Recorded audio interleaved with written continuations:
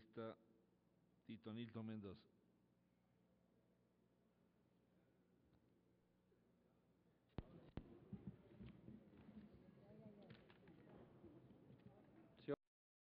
Señoras, señores asambleístas, gracias por darme la palabra en estos momentos, porque después de haber escuchado las intervenciones de asambleístas de casi todas las bancadas representadas aquí en la legislatura, y después de haber escuchado posiciones encontradas, criterios emitidos sobre distintos tópicos que tienen que ver con algo que es tan fundamental para el desarrollo de una sociedad organizada como es la educación. La educación es base fundamental para el desarrollo de cualquier sociedad. Pero yo aquí he escuchado criterios a los que tenemos que rebatir con respeto, con comedimiento, pero también con firmeza.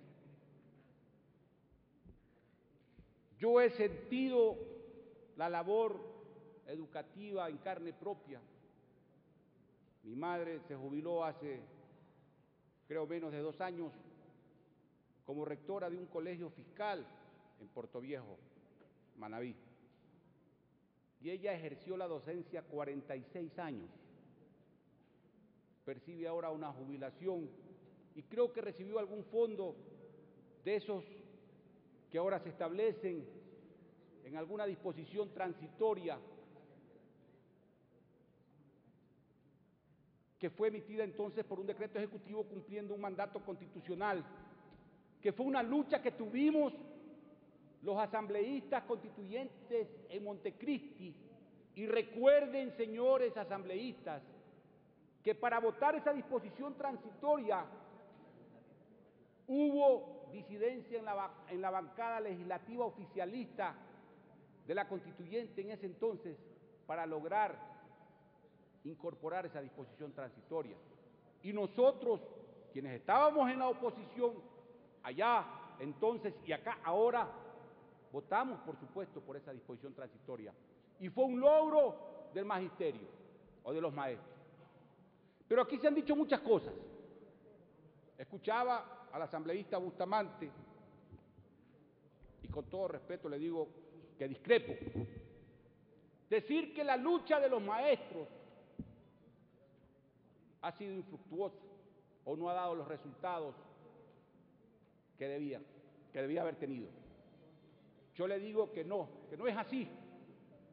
Es verdad que la educación ha sido postergada por todos los gobiernos de turno, pero eso no significa que este gobierno haga lo mismo. En buena hora que estamos tratando esta ley, que creo que tiene disposiciones que son buenas, que son necesarias para mejorar la educación. Y en lo que sí concuerdo con el asambleísta Bustamante, que la educación, lo fundamental en la educación es dar ese buen servicio a los educandos, por supuesto, que sí, ese es el objetivo fundamental, primordial. Pero si no pagamos bien a los maestros, si no se tratan bien a los maestros, si no se le dan las condiciones para que ejerzan esa labor, ¿cómo queremos esperar un buen servicio de educación en el país? Y yo,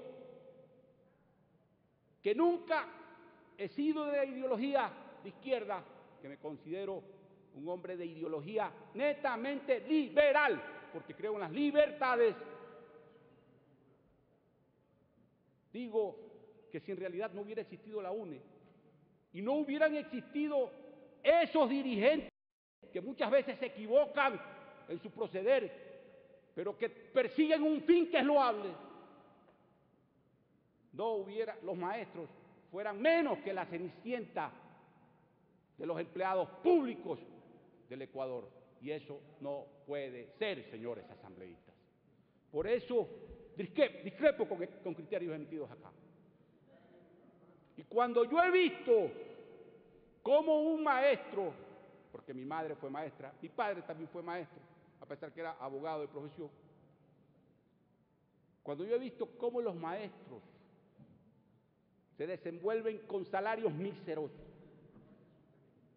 no tienen condiciones ni siquiera para vestirse bien porque no les pagan un salario digno, y son de aquellos empleados públicos que no tienen la posibilidad de hacer como hacen otros empleados públicos que sí tienen lugar a la corrupción.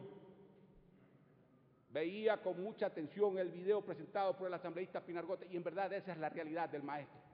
Y la generalidad del maestro es de ser digno, noble, no como aquí se quiere generalizar muchas veces, diciendo que sí, se cometen tropelías ejerciendo el magisterio, pero son casos aislados. Y eso tiene que sancionarlo la justicia común, la justicia ordinaria. Para eso existen las sanciones establecidas en la ley penal respectiva. No confundamos las cosas. Venimos a hablar de la educación y para mí lo fundamental es que se le pague bien a los maestros. Ese es el kit del asunto, como decimos. Allí está el problema. Mientras un maestro no tenga un salario digno, no se le puede exigir absolutamente nada de resultados. Hay que darle condiciones. Y eso es lo que yo propongo. Nuestro bloque, por supuesto que quiere votar por una ley que beneficie la educación, pero hay que reivindicar al magisterio, al maestro. La compensación variable constitucional que habla la disposición general octava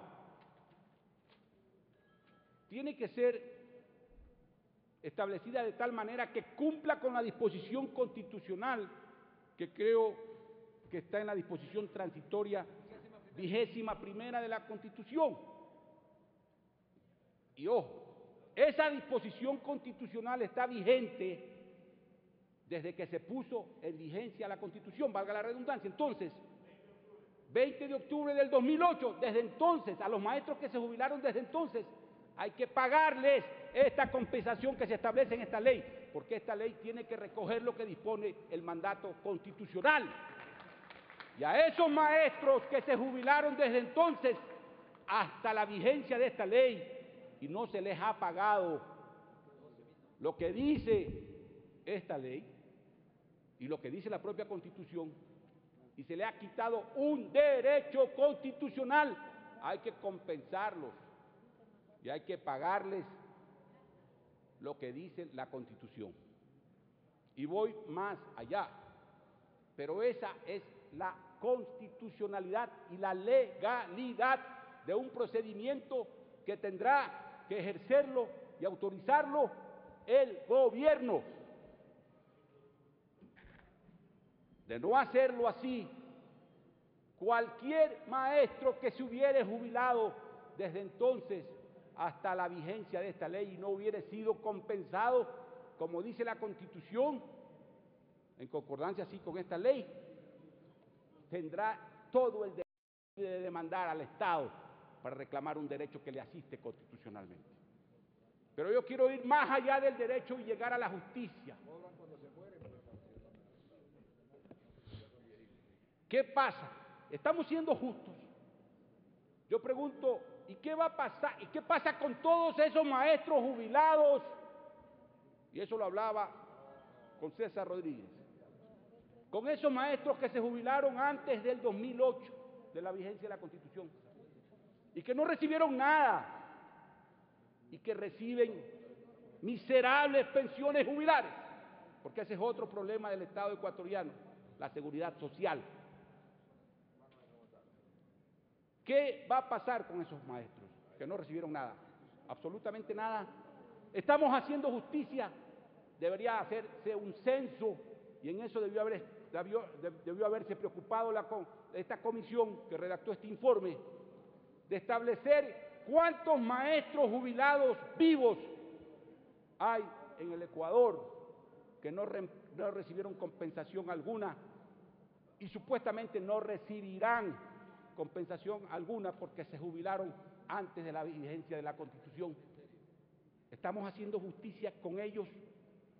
La justicia va más allá del derecho, de la ley y de la Constitución. Y por eso yo propongo que se haga un estudio, un censo de cuántos maestros jubilados vivos hay y a ellos también se les pague la compensación. Es la única forma de hacer justicia y estaríamos dispuestos a votar por esta ley si así se hace con quienes han dado su vida por una causa tan noble como es la educación. Gracias, señor presidente.